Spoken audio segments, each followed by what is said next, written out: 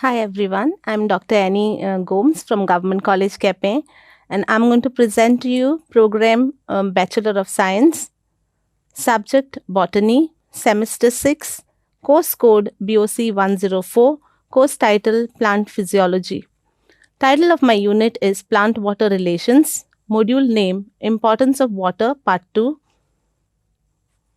and the outline of this module is Importance of Water to plants and the types of waters available in soil, apoplastic and symplastic pathways of water, active and passive mechanism of water absorption, differences between active and passive absorptions, and significance of absorption. In the learning outcomes, you should be able to analyze the importance of water and its types in soil available to plants, to differentiate between apoplast and symplast, to understand the mechanism of active and passive absorptions of water, to summarize the differences between active and passive absorptions and its significance. In this module, we will first study the importance of water to plants. Water is said to be the liquid of life.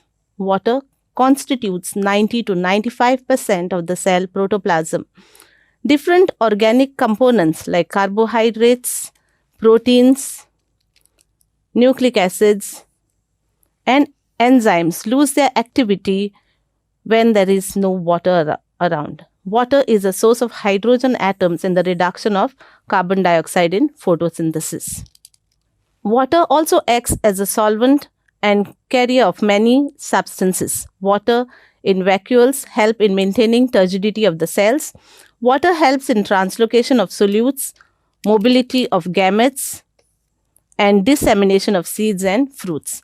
It also helps in thermal regulation of tropical plants. Before we proceed further, we got to know which are the different types of waters available in the soil. We have gravitational water, capillary water, combined water, and hygroscopic water.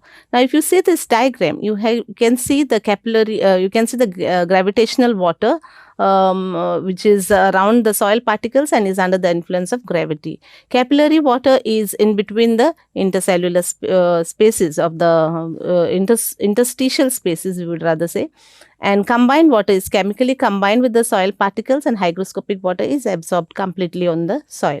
So, which is the water that is available to the plants for absorption?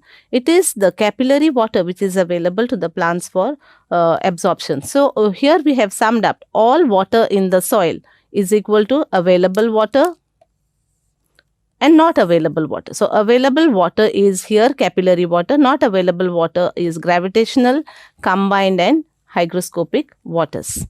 Okay.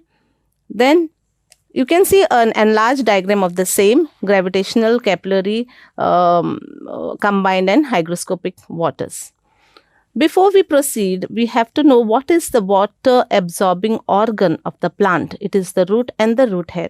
In the picture, you can see the root hair zone with so many minute unicellular root hairs, and the vascular tissue that is contributing to the conduct of this water is xylem. And to understand the function of xylem and absorption of water and its path, we have to see this diagram here. Here is a typical dicot root TS. It's only a portion of it is seen here. You can see the outer epidermal layer with root hairs, okay, and then you can see the cortical layer, which is consisting of number of parenchymatous thin-walled cortical cells. Then there is a stela region here, which is showing endodermis, pericycle, xylem, and phloem. Okay.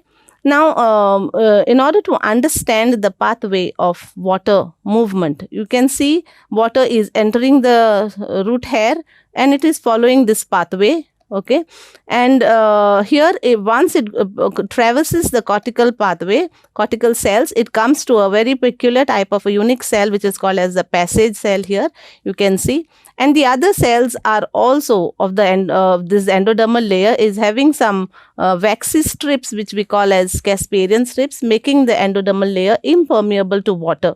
So water can pass through only the passage cells which are at intervals in the endodermal layer.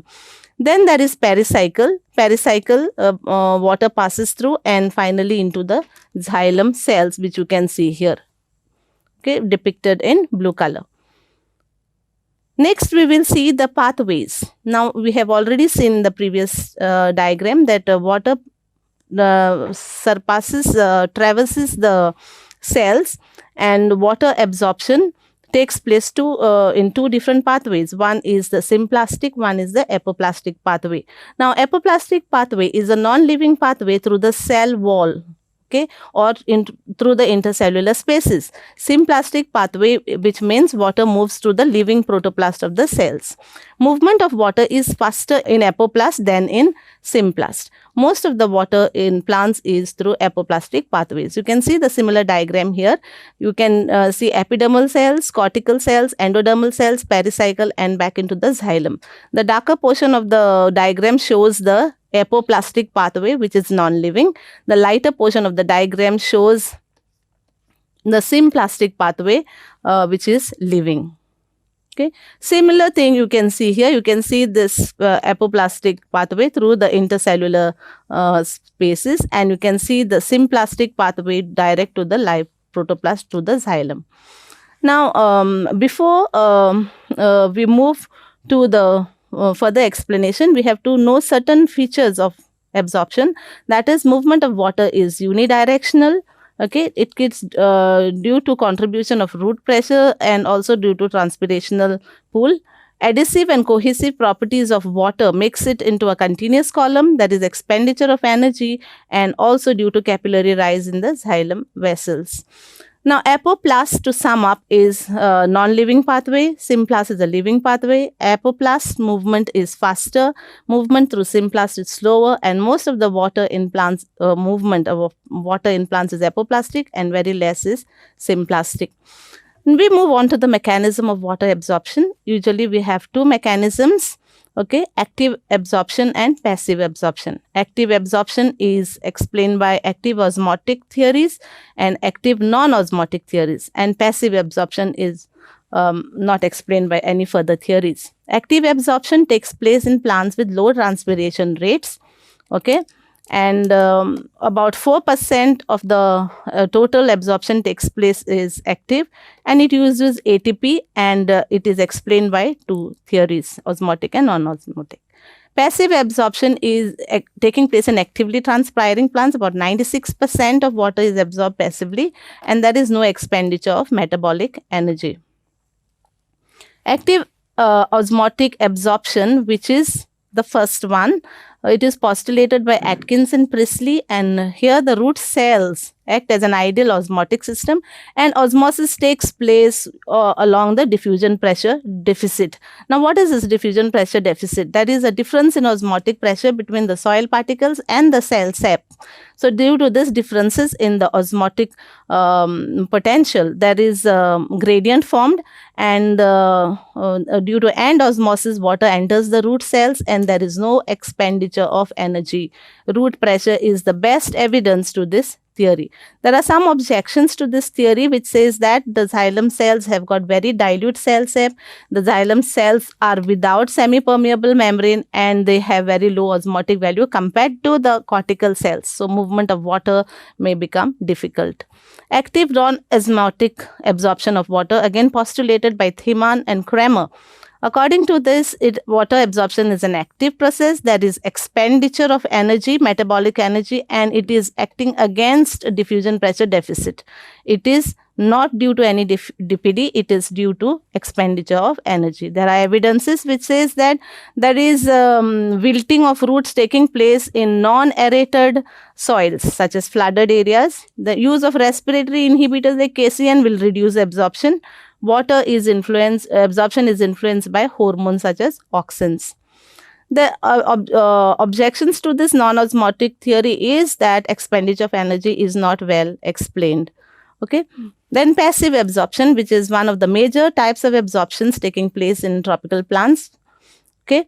This occurs in actively transpiring leaves. Water molecules move from high concentration to low concentration. About 96% of absorption is like this, and it is without the expenditure of energy. The force responsible for this is from actively transpiring leaf surfaces, and this force is transmitted to the xylem column in leaf, stem and root cells, and this force is known as transpirational pull or suction pressure. The water column is maintained by adhesive and cohesive properties of the water and also by root pressure. Okay, there are a lot of evidences in support of this. It is a regulated process. It is completely purely physical process, and it is against the osmotic gradient. And one example is cut ends of the stems are capable of absorbing water as well. Now, after knowing all this, we have already analyzed the factors responsible for water absorption. We can say external factors like availability of soil water, concentration of soil solution, soil temperature, soil aeration. Internal factors include transpiration, absorption by root system and metabolism. Okay. These are the two definitions which you should know: field capacity and permanent wilting percentage. To sum up the differences between active and passive absorption, it is occurring by the activity of the root. This is occurring by the activity of the shoot. It takes place by osmotic and non-osmotic processes. It is absorbed due to transpirational pool. Water is absorbed due to transpirational pool. This is along the diffusion pressure deficit. This is the transpirational pool. Again, water movement in active absorption is through symplast, that is living protoplast. Here this is through apoplast, that is through cell wall. Rate of absorption depends on diffusion pressure deficit. This is only depending on transpiration and its pool. Respiratory energy is utilized. Here it is never required. Okay. Now, to the summary of this entire module will be what we have understood from this module should be: importance of water, types of waters available in the soil for plants to absorb, water absorbing organs of the plant, that is root and root hair, water absorption pathways through root, that is apoplast and symplast, that is living and non-living and living, mechanism of water absorption, that is active and passive absorption. These are the references you can refer to. Hope you have understood this module, and thank you.